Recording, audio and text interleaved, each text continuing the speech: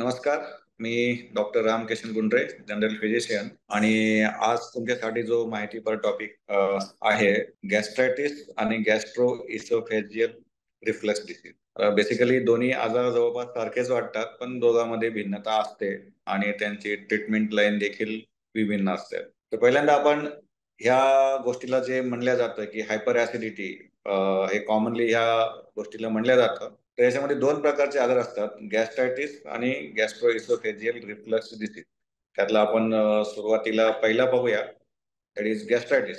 गॅस्ट्रायटिस म्हणजे गॅस्ट्रो म्हणजे स्टमक, आणि त्याचं सूज म्हणजे आपल्या जठराची, किंवा आपण जे अन्न घेतल्यानंतर जिथे आपलं अन्न जातं त्याला जठर म्हणतात, आणि त्या पिशवीची सूज म्हणजे गॅस्ट्रायटिस. आता हे गॅस्ट्रायटिस चे जे लक्षण असतात ते काय असतात की पेशंटला वरच्या पोटामध्ये दुखायला लागतं, खाल्ल्यानंतर त्रास जास्त व्हायला लागतो, कधी कधी छातीमध्ये जळजळ होऊ शकतं, किंवा पेशंटला जास्त भूक लागत नाही, असे हे गोष्टी दिसतात. तर हे बेसिकली होतं कशामुळे? तर ऍक्च्युली आपल्या स्टमकचं जे जठराचं काम जे आहे ते अन्न आपण घेतल्यानंतर त्याला डायजेस्ट करणं, आणि तेही हायड्रोक्लोरिक ऍसिडद्वारे. तर हे ऍसिड जे असतं आपल्या अन्नाला पचवायचं काम करत असतं. पण ह्या ऍसिडने आपलं स्टमक म्हणजे जठर हे देखील दुखावू शकतं, आणि ते दुखावू नये म्हणून आपल्या स्टमकच्या आतून एक पातळ असा लेअर असतो, थर असतो म्युकसचा. ठीक आहे. तर हे म्युकस जोपर्यंत व्यवस्थित आहे तोपर्यंत आपल्या ऍसिडचा आणि जठराचा संबंध येत नाही, आणि त्याच्यामुळे त्या ऍसिडचा जे इफेक्ट आहे फक्त आपल्या अन्नावरती होत असतो. पण काही कारणामुळे जर हे म्युकस जर डॅमेज होत असेल, किंवा आपलं जे ऍसिड प्रोडक्शन आहे पोटातलं ते जास्त होत असेल, तर त्याच्यामुळं आपल्या जठराचं जे लेअर आहे किंवा भिंत आहे याच्यावरती देखील सूज यायला लागते, त्याला त्रास व्हायला लागतो आणि दुखायला लागतं, त्यालाच गॅस्ट्रायटिस.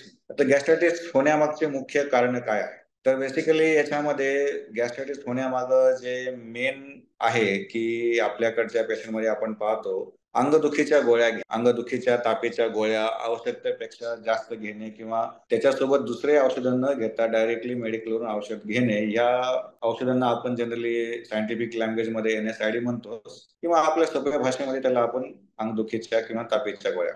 ठीक आहे.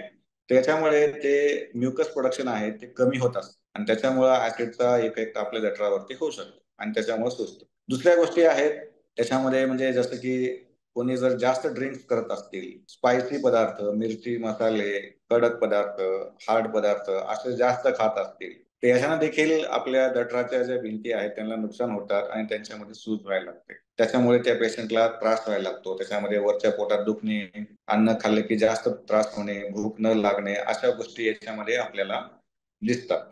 ठीक आहे. याच्यामध्ये जर जास्तच सूज आली किंवा त्रास झाला, तर पुढची जी गोष्ट स्टेज असते दुखण्याच्या पलीकडची, त्याला मराठीमध्ये, इंग्लिशमध्ये आपण त्याला अल्सर म्हणतो. अल्सर म्हणजे काय की जी भिंत आहे ती खूपच डॅमेज झालेली आहे, आणि त्याच्यातून तिथे पोटामध्ये आपल्या रक्तस्राव व्हायला लागला असतो, आणि ती फार डेंजरस स्टेज असते. ठीक आहे. तर अशा कंडिशन आल्यानंतर पेशंटला संडास जी होत असते ती डार्क कलरची, काळ्या कलरची संडास होताना दिसत असते, आणि याच्यामध्ये त्रास किंवा पेशंटला जे दुखणं आहे ते देखील खूप जास्त असते, आणि अशा कंडिशन मध्ये त्या पेशंटला ऍडमिट करूनच ट्रीटमेंट द्यावी लागतात. तर तेवढ्या लेवलला ते जायला नाही पाहिजे. त्यासाठी पेशंटनी स्वतःहून मेडिकल वरून औषधं घेणे, स्वतःच गोळ्या खाणे, जास्त मद्यपान करणे, अशा गोष्टी टाळायला पाहिजे. तर हा बेसिकली झाला एक आजार, त्याला आपण गॅस्ट्रायटिस. आता असाच जे लक्षणं असणारा पण दुसऱ्या कॅटेगरी मधला जो आजार आहे त्याला म्हणतात gastro oesophageal reflux disease. Gastro oesophageal reflux याचा अर्थ काय? गॅस्ट्रो म्हणजे स्टमक, इसोफेगस म्हणजे आपली अन्ननलिका, आणि रिफ्लक्स म्हणजे खालून द्रव पदार्थ वर येणे. तर जसं मी तुम्हाला आता थोड्या वेळापूर्वी सांगितलं की आपल्या स्टमक मध्ये, जठरामध्ये म्युकस नावाचा थर असतो जे की ऍसिड पासून प्रोटेक्शन आपल्या जठराचं करत असतो, पण असा थर आपल्या इसोफेगस मध्ये नसतो. आणि पोटातलं जे ऍसिड आहे ते आपल्या इसोफेगस मध्ये नाही आलं पाहिजे अशी योजना निसर्गाने ऑलरेडी करून ठेवलेली आहे. आणि त्याचं नाव आहे, ज्या ठिकाणी आपलं अन्ननलिका आणि स्टमक एकमेकांना जोडतात त्या ठिकाणी एक वॉल असतो. सोप्या भाषेत सांगतो, वॉल त्याला स्फिंक्टर म्हणलं जातं. आणि त्या वॉलमुळं बेसिकली आपल्या पोटातलं जे ऍसिड आहे ते वर येत नाही, किंवा त्याच्यातले कंटेंट पोटातले वर येत नाहीत, आणि त्या आपल्या इसोफेगसला काही त्रास सामान्यतः नसतो. हा जो आजार आहे रिफ्लक्स डिसीज, GERD, या लोकांमध्ये मेन प्रॉब्लेम जो असतो तो तो जो वाल्व आहे तो थोडासा कमकुवत होतो. त्याचे कारण बरेच आहेत, आणि ह्या वॉलचं कमकुवतपणामुळं ते जी ओपनिंग आहे, जे अन्ननलिका आणि जठर यांची जी ओपनिंग आहे, छिद्र आहे, ते मोठं होतं, आणि त्यातून जठरातली जी ऍसिड कंटेंट आहेत ते इसोफेगस मध्ये म्हणजे आपल्या अन्ननलिकेमध्ये येतात, आणि आपल्या अन्ननलिकेमध्ये त्याच्यासाठी काही प्रोटेक्शन नाही. त्याच्यामुळे त्या ऍसिडचा आपल्या डायरेक्टली इसोफेगस वरती परिणाम दिसायला लागतो. त्या इसोफेगसला म्हणजे अन्ननलिकेला सूज येते आणि तिथे त्रास दिसतो. तसंच ते ऍसिड जर आणखी वर येत असेल तर आपल्या त्याच्यावरती घसा असतो. घशामध्ये आपलं स्वरयंत्र म्हणजे लॅरिंग म्हणतात त्याला, स्वरयंत्र म्हणजे तिथं आपला आवाज तयार होतो. तर त्या ठिकाणी देखील त्याच्यामुळे सूज येते, आणि त्याच्यामध्ये आपला आवाज बदलणे, घोगरा होणे असे लक्षण दिसायला लागतात. किंवा काही पेशंटला तिथे त्रास झाल्यामुळे सतत खोकला येणे असे देखील त्रास दिसून येतात. पण याच्यातला मेन त्रास जो आहे पेशंटला जो होतो तो छातीमध्ये जळजळपणा, कारण इसोफॅगस जी असते ती आपल्या पूर्णपणे छातीमध्ये आहे, आणि त्या ठिकाणी पेशंटला खूप दुखायला लागतं आणि खूप जळजळ देखील व्हायला लागतं, आणि बऱ्याच वेळेला पेशंटला असाही भ्रम होतो की माझ्या छातीत दुखायला लागले, हार्टमध्ये पेन व्हायला लागले, पेशंट थांबवून जातात, घाबरून जातात, अशा देखील गोष्टी होतात. ठीक आहे. तर ह्या डिसीज मध्ये इसोफेगस मध्ये नुकसान होतं, अन्ननलिकेमध्ये नुकसान होतं, आपल्या फॅरिंग्स मध्ये नुकसान होतं, आवाजामध्ये नुकसान होतं. आता ह्याच्यातलं सगळ्यात मोठं नुकसान म्हणजे काय की ह्या आजारामध्ये आपल्या जे अन्ननलिका आहे तिथे सुद्धा अल्सर होऊ शकतं, आणि तिथे अल्सर झाल्यानंतर ते अल्सर हील करायची जी आपल्या नेचरकडे सामान्यतः प्रोसिजर असतेच, त्याच्यामध्ये इसोफेगस आपली अन्ननलिका हळूहळू हळूहळू छोटी होऊ लागते, आणि छोटी झाल्यामुळं मग आपल्या पेशंटला कुठलंही अन्न गिळायला खूप त्रास व्हायला लागतो, ज्याला की डिस्फेजिया म्हणतात. म्हणजे अन्न गिळायला त्रास होणे याला डिस्फेजिया म्हणतात. मग अन्न गिळायला त्रास होऊ लागतो, आणि परत हीच अवस्था जर वाढत गेली तर बऱ्याच वेळेला अन्ननलिकेमध्ये अल्सर होऊन ते अल्सर मधून दुसरीकडे कंटेंट जाणं हे देखील समस्या उद्भवू शकतात. तर हा आजार जर पुढे पुढे जात राहिला तर आपल्या इसोफेगस मध्ये कॅन्सर देखील होण्याचा वाढतो. इसोफेगसचा म्हणजे अन्ननलिकेचा कॅन्सर देखील याच्यामध्ये होऊ शकतो. म्हणजे हे हा झाला रिफ्लक्स डिसीज. तर तुम्हाला फरक लक्षात आला असेल. मेन म्हणजे गॅस्ट्रायटिस म्हणजे आपल्या स्टमक म्हणजे मध्ये त्रास असणे, आणि रिफ्लक्स डिसीज म्हणजे आपल्या अन्ननलिकेमध्ये त्रास होणे, आणि दोघांचे कारण जवळपास सारखेच आहेत, आणि ते आहे ऍसिड. तर ऍसिड मुख्य कारण आहे. आता जसं की गॅस्ट्रायटिस मध्ये ट्रीटमेंट लाईन थोडीशी डिफरंट असते, आणि रिफ्लक्स डिसीज मध्ये जी ट्रीटमेंट असते ती सुद्धा थोडीशी वेगळी असते. गॅस्ट्रायटिस मध्ये मेनली ट्रीटमेंट लाईन अशी असते की बाबा ज्या कारणामुळे गॅस्ट्रायटिस व्हायला लागलंय, म्हणजे जसं की गोळ्या घेतलेल्या असतील पेशंटने, पेन किलर्स वगैरे, किंवा अल्कोहोलचं दारूचं पिणं जास्त असेल, किंवा मसालेदार पदार्थ खाणं जास्त असेल, तर हे मॉडिफाय करणं आवश्यक असतं मेन. आणि त्यासोबतच जे झालेला त्रास आहे ते कमी करण्यासाठी आपण ऍसिड प्रोडक्शन कमी करणे हा ट्रीटमेंट चालू करतो. तर ऍसिड प्रोडक्शन कमी करण्यासाठी S2 ब्लॉकर नावाचे काही ड्रग असतात, आणि प्रोटॉन पंप इनिबिटर काही नावाचे ड्रग असतात. तर याच्यामध्ये अशा सिव्हिअर कंडिशन मध्ये प्रोटॉन पंप इनिबिटर्स जे ड्रग आहेत ते जनरली आम्ही वापरतो, किंवा आपण सल्ला दिला जातो. त्याच्यामध्येही बऱ्याच गोष्टी आहेत. इसमोप्राझोल नावाचा जो ड्रग आहे तो खूप छान आहे, त्याचे रिझल्ट देखील खूप चांगले दिसतात. ठीक आहे.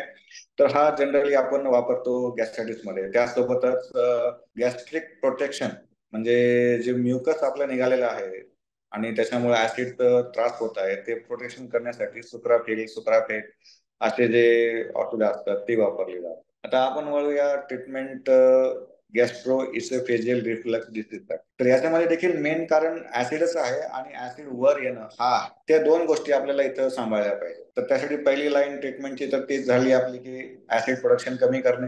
आता ऍसिड प्रोडक्शन कमी करण्यासाठी तुम्हाला सांगितलंय प्रोटॉन पंप इनिबिटर्स वापरायचे, इस्मोप्रोझोल वापरायचं. पेशंटला लॉंग टर्म ट्रीटमेंट याच्यामध्ये द्यावी लागू शकते 15 दिवस ते महिनाभरापर्यंत. गॅस्ट्रिक कंटेंट जे वर यायला लागलेत म्हणजे ऍसिड जे वर यायला लागलेत त्याला थांबवणे आणि त्याचे इफेक्ट कमी करा. तर याच्यामध्ये जे तुम्हाला जसं सांगितलं की स्पिंटर म्हणजे वॉल जे लूज व्हायला लागलाय त्याला आपल्याला टाईट करावं लागतं. आता त्याच्यामध्ये दोन थेरपी आल्या, मेडिकल आणि सर्जिकल. त्याच्यामध्ये आपण सुरुवातीला पहिल्यांदा मेडिकल थेरपीज घेत असतो, औषध गोळ्यांचाच इफेक्ट घेत असतो. त्याच्यामध्ये जे लिव्होसल्फराइड नावाचे जे ड्रग असतात ते आपल्या वॉलवरती काम करतात आणि त्या वॉलला जोरात बंद करायचा प्रयत्न करतात, त्याच्यामुळे की आपल्या पोटातले औषधं म्हणण्यापेक्षा ऍसिड वर येणार नाही याची काळजी घेतली जाते. आणि त्या ऍसिडचा इफेक्ट हळूहळू जो झालेला आहे आपल्या इस्टोफॅगस वरती किंवा अन्ननलिकेवरती तो हळूहळू कमी व्हायला लागतो. ठीक आहे. आणि जर ह्या गोष्टीनं होत नसेल, म्हणजे जी स्पिंक्टरची जी लूजपणा आहे ती खूप जास्त असेल किंवा ओपनिंग खूप जास्त असेल, तर अल्टिमेटली आपल्याला सर्जिकल साईडला जावंच लागतं.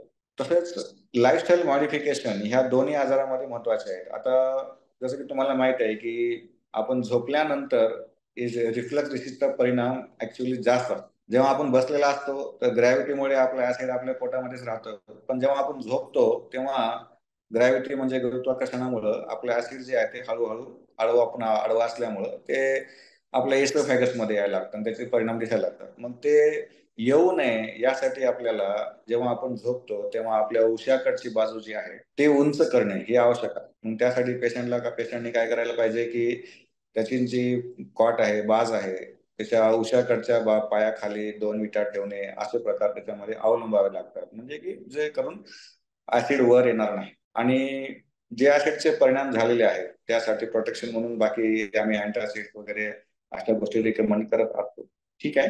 तर ओव्हरऑल हे तुमच्या माहितीसाठी सोप्या भाषेमध्ये सांगण्यात आलेलं आहे की गॅस्ट्रायटिस आणि गॅस्ट्रोइसोफॅजियल डिसीज मध्ये फरक काय आणि ट्रीटमेंट लाईन कशी आहे. तर टेक होम मेसेज असा आहे पेशंट लोकांसाठी की कुठलाही आजार जे आहे नुसता ऍसिडिटी म्हणून कुठूनही गोळ्या घेऊन न खाणे, किंवा ताप आला असेल, कुठले अंगदुखी असेल, कुठला काही त्रास असेल, तेव्हा देखील डॉक्टरांचा सल्ला न घेता स्वतःहून मेडिसिन घेणं, कुठल्याही स्ट्रेंथ मध्ये घेणं अशा गोष्टी टाळल्या पाहिजेत, जेणेकरून हा डिसीज तुम्हाला होणार नाही. अपेक्षा करतो तुम्हाला माहिती चांगली वाटली असेल. नमस्कार.